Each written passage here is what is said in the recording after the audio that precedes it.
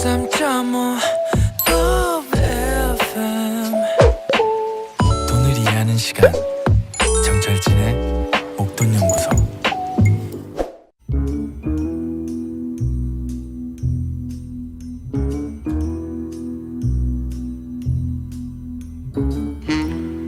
돈이란 게 잃으면 슬프지만 뺏기면 분노가 치밀죠. 우리의 목돈을 사수하기 위한 코너입니다.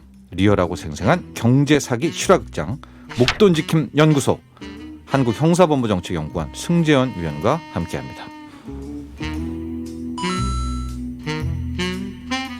네, 승재원 위원 스튜디오에 나와 계십니다. 안녕하십니까? 네, 안녕하십니까. 네. 근데 이제 승재원 위원이 최근에 우리 목돈연구소와 궤를 같이 하기 위해서 투자에 적극 지금 참여하고 계시지 않습니까? 뭐 저번 주에도 우리 저 출진 소장님하고 네. 이야기했는데 뭐 굉장히 좀 적극적으로 도대체 네.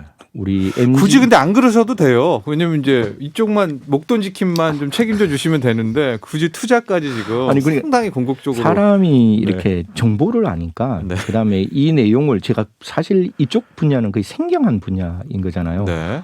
옛날 주식, 코인 뭐 예. 너무나 지금 제가 강력하게 하고 계십니다. 지금까지 생각했던 거는 맨날 이제 형법 학생들 가르치게 되면 제가 네. 살인범이 되고 제가 뭐 성폭행범이 되고 제가 맨날 사기범이 되는 네. 그런 어떤 상황이었는데 제가 재벌이 된다, 제가 CEO가 된다, 제가 빌딩 주인이 된다, 너무 기분이 좋은 거예요. 아, 상상만 해도. 네.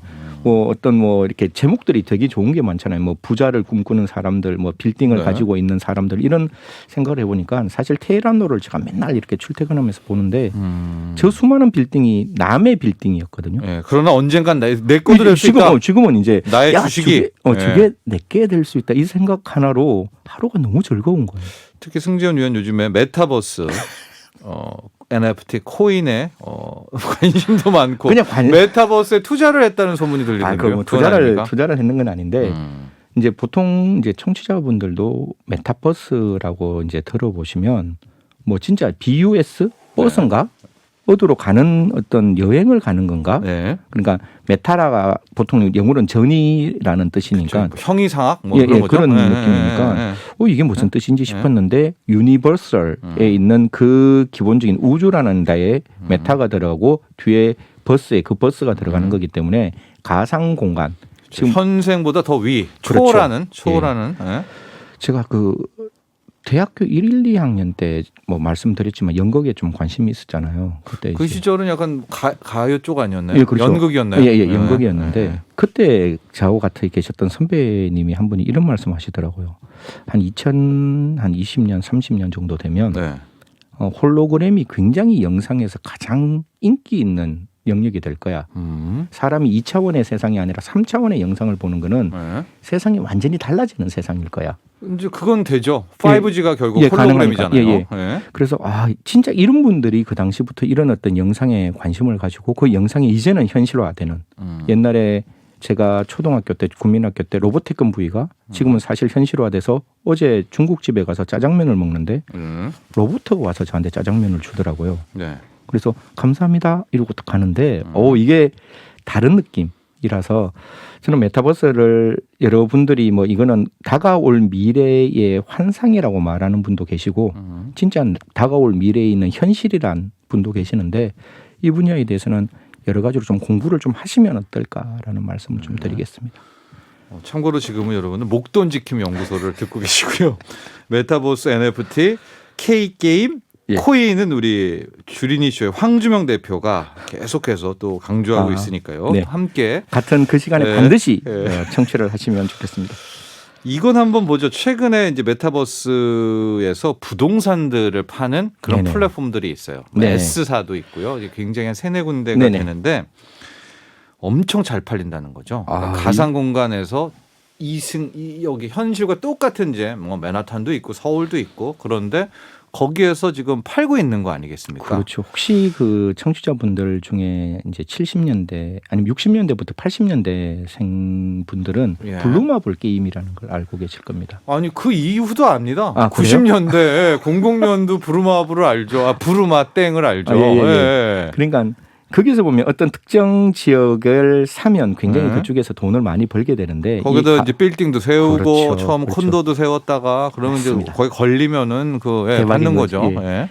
이게 가상 공간에서도 그런 공간이 있을 거 아니에요. 네. 그러다 보니까 그 가상 공간에 핫플레이스를 투자를 해서 그 돈을 그 지역을 먼저 이렇게 사는 네. 그 그런 어떤 플랫폼이 지금 몇 군데가 있고요. 예, 그렇게 네. 되는데 뭐 가상 부동산 판매 규모가 작년에는 5억 달러를 돌파했고 올해는 2배 가까이 늘어서 10억 달러. 조단위 시장이다. 그렇죠. 조단위 네. 시장으로 이제 변했는데 아까 제가 이런 말씀을 드렸잖아요. 메타버스는 미래에 다가올 어떤 가상일 수도 있고 네. 미래에 다가올 현실일 수도 있는데 여기에 대해서도 이 부동산에 대해서 그냥 좀 편하게 들으시면 됩니다. 네. 한쪽에서는 굉장히 현대판 제가 옛날에 엘도라도를 너무 좋아했거든요. 네. 지금도 저는 엘도라도를 가고 싶은 소년인데 현대판 엘도라도 황금 아저씨겠죠. 네. 예. 네.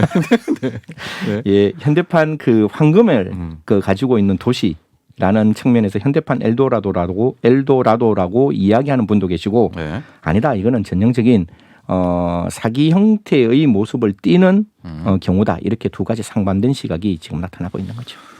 그러니까 이건 진짜 나중에 어떤 문제가 될 수도 있을 것 같아요. 네네네. 근데 지금 보면 이제 그 S사도 있고 뭐 다른 A사, 뭐 P사 등의 이제 부동산 플랫폼이 있는데 그 이제 똑같은 지역을 이제 같이 파는 거죠. 네네네. 그러니까 결과적으로 이들은 그 플랫폼이 이제 지배적 사업자가 될 때 이제 엄청나게 되는 예. 건데. 근데 여기서 이제 또 하나 이제 방금 이제 이 근데 왜 사죠 그걸? 그러니까 그렇게 되면 네. 그 지역의 사람들이 제가 아바타를 가지고 그 지역에 가면 그 지역에서 물건을 살 거 아니에요. 네. 그럼 그 지역에 땅을 갖고 있는 사람이 이렇게 생각하시면 돼요.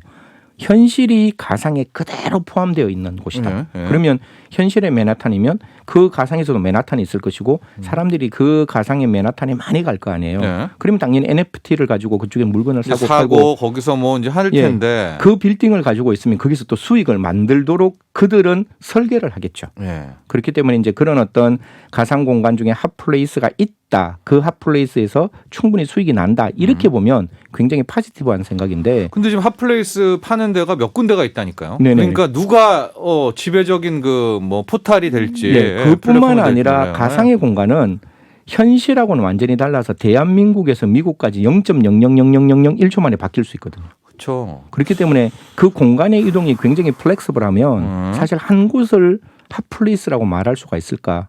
그러니까 하고 우리는 재건축하기도 힘들고요. 네네. 뭐 그랬잖아요. 그렇기 때문에 뭐 어쨌든 가격이 매겨지는데 네네네. 그 가상에서는 막 매층 세웠다가 그렇죠. 줄였다가 막 그게 파되잖아요. 희소성이 가격을 결정하는 거잖아요. 그리고 뭐 어차피 우리가 케인지언은 아니지만 공급과 그다음에 수요가 만나는 지점이 가격을 만들어내는 건데 사실 이거는 희소성이 전혀 없으니까 네. 공급은 무한대로 만들 수 있고 그렇죠. 그 공급에 대해서 수요도 무한대로 창출을 시킬 수 있는 시장이라서 네. 사실 정말 보이지 않는 아담 스미스의 가격 경쟁론에 따르면 독과점 가격은 만들어지지 않지 않겠느냐. 뭐 그런 생각에 따르면 네. 이제 피라미드 형태의 사기라고 보시는 분들의 시각도 존재할 수 있는데 사실 그러나 이미 5천억 이상의 돈은 들어갔고. 예, 네. 뭐 소장님하고 네. 저하고 이거는 뭐 현실에 아직 나타날 수 있는 가능성의 문제이기 때문에 네. 이런 부분들을 청취자분들이 한번 생각 좀 해보시면 어떨까. 이게 곧 다가올 미래일 수가 있거든요. 네. 그래서 이제 저희는 이런 어떤 그 목돈 연구소에서는 경제적인 측면에서 이걸 우리 접근하지만 저는 요새 이 가상 공간에서 형사법 문제를 어떻게 해결할 것인가. 네. 그게 굉장히 전화가 많이 와요. 그 뭐 아주 그렇긴 하지만 게임 아이템부터 네네. 네. 그거부터 그게- 해결을 해야 될 것 같아요. 예. 우리는 지금 현실에서 그 게임 아이템 뺏고 그런 거 많습니다. 네, 그리고 그 확률이 굉장히 이렇게 조작을 해가지고 또 그 부분에 대해서도 일정 부분 문제가 또 발생할 수도 있는 부분들이라서. 맞아요. 그렇죠. 그 날개 같은 거 있습니다. 그거. 예. 네.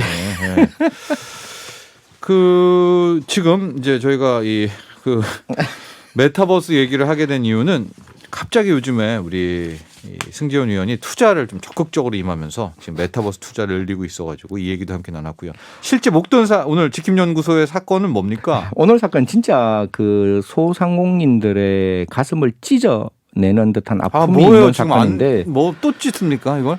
한 40대 많이 남성이 힘드신데? 잡혔대요. 40대 남성이 받았는데 우리 절진 소장님이 네.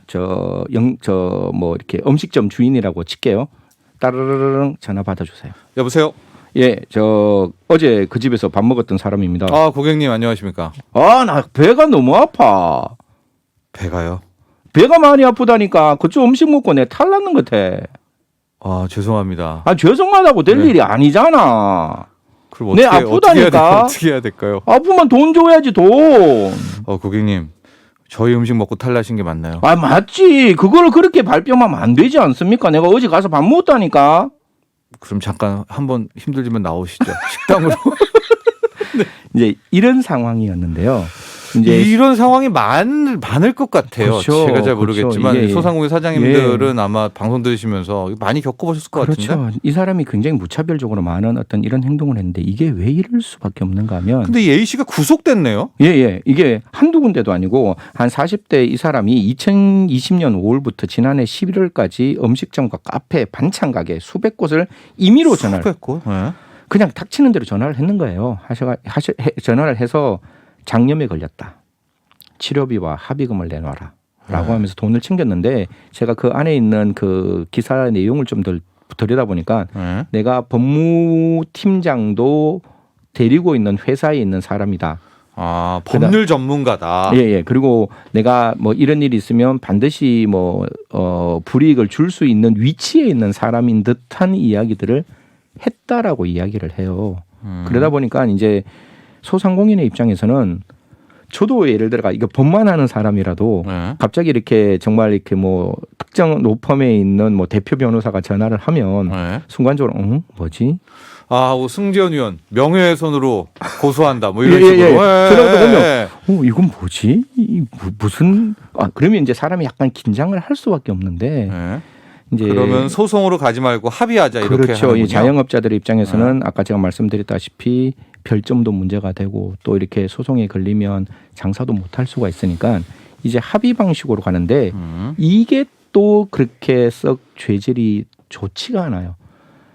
현실적으로 1억을 요구하면 소송으로 갈 거 아니에요. 한 10만 원, 뭐 30만 원, 한 50만 원, 100만 원 이렇게 충분히 합의가 될 수 있는 상황. 그러면 어떤 생각이 드는가 하면 자영업자 분들은 나도 힘들어 죽겠는데 내가 오늘 진짜 뭐 재수에 뭐가 붙었다는 생각으로 특히 이게 2020년 5월부터 2021년 11월 우리 소상공인분들이 가장 힘든 어려울 시기였는데 그때 이제 배달이 굉장히 좀 네.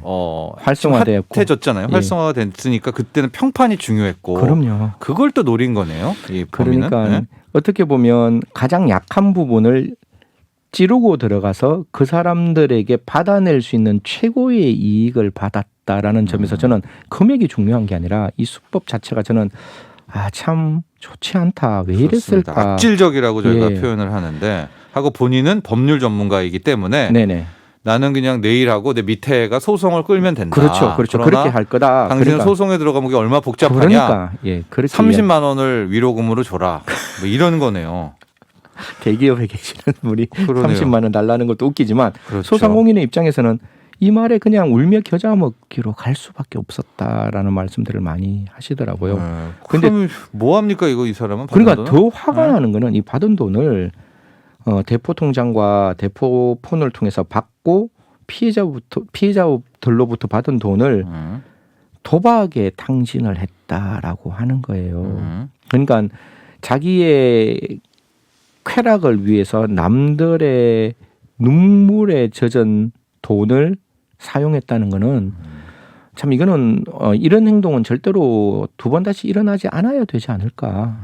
이런 일들이 소상공인들의 가슴을 다시 한 번 더 찢어내면 이게 진짜 안 되지 악질적인 않을까. 게 우리가 그런 얘기 많이 하잖아요. 구설수에 오르는 거 자체가 부담스럽다. 이미 이제 시작이 된다라는 예. 거잖아요. 진위와 상관없이. 네네. 그걸 노렸네요. 장염에 걸렸다. 그러니까요. 네, 자기는 그냥 뭐 올리겠다 뭐 이런 거잖아요. 그러니까 그렇죠? 난 글을 당신 집에서 밥을 먹었고 밥을 먹었으니 장염에 걸렸고 장염에 걸린 거 내가 올리면 분명히 블로그 안에서 그 내용이 나오면 그 집 매상 분명히 떨어지는 게 눈에 보이는 거잖아요. 그래서 이런 일을 했다라고 하는데 하고 지금 온라인으로 다 비대면이니까 그렇죠. 그 글 하나, 그 평판 점수 하나로 또 진짜 그 주문이 왔다 갔다 하고요. 할 수 있으니까요. 그래서 제가 꼭 한 말씀 드리고 싶은 거는 이런 전화가 왔을 때 소상공인 분들께서는 분명히 두 가지는 반드시 좀 확인을 하셔요. 이제 전화 옵니다. 예. 누구 왔어요. 예. 또 장염 걸렸다 합니다. 예. 그러면 이제 반대로 제가 예. 안녕하세요. 예. 동글동글 식당입니다. 됐고 지금 장염에 걸렸으니까 어떻게 할 겁니까? 소비자님께서 저희 식당에서 식사하셨나요? 어제 온 손님도 기억 못합니까? 아, 네, 죄송합니다. 저희 집 손님들이 너무 많아서요. 네. 혹시 장염 걸렸으면 저희들이 보험도 들어가 있고 모든 걸 다 보상해줄 방법이 있으니까요. 아, 지금 그런 거 다 오셔서 필요 없어요. 영수증 주시면 저는 지금 로펌 대표고 아, 소송에 들어갈 거예요. 아, 네, 그러면 네. 오십시오. 오셔가지고 영수증 주시면 저희들이 다 변상해드리도록 하겠습니다. 네, 고맙습니다. 감사합니다.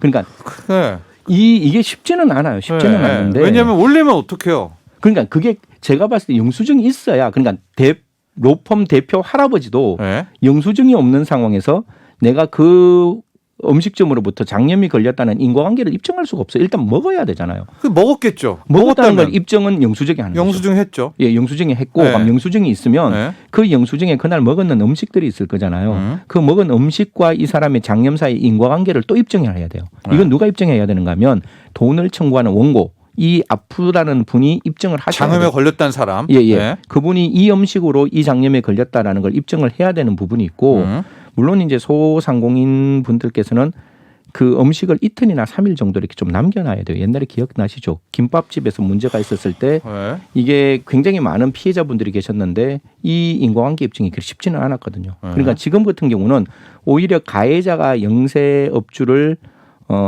협박하는 꼴이지만 또 영세업주분들께서도 음식점에 대해서 굉장히 이렇게 위생을 주의를 기울이시는 건 맞는데 이런 입장에서 문제가 너무 복잡해지는 게요. 이제 지금 제일 두려운 게 걱정되는 게 그 사람이 막 허위로 올리는 거잖아요. 글을 올린다든가 네네. 평판을 하는 거. 그거는 이제 처벌을 해야 되는 그건 거예요. 가능한 예, 그거는 가능한 게 그게 업무방해죄로는 업무방해죄입니까? 업무방해죄가 세 가지가 가능한데 네. 허위사실 유포, 위계, 네. 위력이 가능한 거예요. 그러니까 가짜 이야기를 해도 그게 허위사실이잖아요. 네. 당연히 업무방해죄가 되는 것이고 그다음 위계, 거짓말을 해도 당연히 업무방해죄가 되는 것이고 그 집에 와서 탁자를 들었다 놨다 하더라도 위력, 그것도 업무방해죄가 되는 거니까 그러면 소상공인 허위사실이라면 사장님들 입장에서는요. 이제 장염 걸렸다라고 해서 그 얘기하니까 이제 말한 거예요. 똑같이 지금 대처로 그 네. 영수증이랑 예, 영수증하고 병원 병원 치료비 예, 치료비랑 그 두 가지, 일자를 그 두 가지는 보내달라. 반드시는 보내달라. 예. 보내주면 우리가 거기에 대해서 판단하고 예. 그 위자료하고 그다음에 치료비를 드리겠다. 예. 그 두 가지가 없는 이상은 절대로 우리가 해드리고 싶어도 해드릴 수 없다라고. 그게 1번 대응. 예, 예. 그다음에 2번은 그랬음에도 불구하고 됐어 끊어 한 다음에 네네. 이제 허위 글을 올립니다. 네네. 그 처벌은 그러면 어디 되신 거예요? 112에 신고하셔가지고 112에? 예, 네. 이거 허위 사실로 지금 신고가 들어왔으니 처벌해 주세요. 이때 네. 저는 수사 당국에 꼭 말씀드리고 싶은 게 네. 소상공인들은 이런 거 하나에 굉장히 이렇게 한 달에 그 수입이 달라질 수 있는 그럼요. 그 부분이기 글 때문에 몇 개. 예, 예. 예. 그래서 반드시 허위 사실이라면 허위 사실 올린 사람 이거 굉장히 찾기 쉽거든요. IP 추적이 가능하기 때문에 네. 반드시 허위 사실인지를 확인하고 업무방해죄는 실제로 그걸로 인해서 업무가 방해될 필요가 없어요. 좀 어려운 말로 추상적 위헌범인데 네. 허위 사실을 올리는 그 순간 업무방해죄는 기소가 되기 때문에 기소로 좀 처벌하는 그리고 엄중하게 적어도 그 사람에게 실형은 주지 못한다면 최고의 벌금형은 좀 부과해야 한다. 그렇습니다. 하나 이거는 말씀드릴게요. 진짜 경찰 분들이나 법에 이 A 씨가 요구한 게 막 20만 원, 30만 원 이러니까 소상공인 분들 급한 마음에 그냥 그래서 이 사건에서도 저는 경찰에 대해서 박수를 쳐주고 싶은 게 800만 원의 피해 금액이지만 구속을 했다는 그러니까 게 구속을 시켰더라고요. 그만큼 소상공인들 편에서 이 사건을 처리했다. 그래서 경찰관들께서 좀 이게 금액의 문제가 아니라 소상공인들의 마음을 먼저 이해하시고 그들의 삶을 버텀을 지켜준다는 입장에서 이런 허위 사실은 좀 적극적으로 수사를 해주셨으면 좋겠다. 112 업무방해죄입니까? 예, 업무방해죄. 허위 사실로 지금 저희 업무방해되고 있습니다. 좀 도와주세요. 이러시면 됩니다. 알겠습니다. 여기까지 하죠. 감사합니다. 네, 고맙습니다. 목돈지킴연구소 승재현 위원이었습니다. 나도 부자 되고 싶어서 라디오를 켰어. 정확하고 철저한 정철진의 목돈 연구소.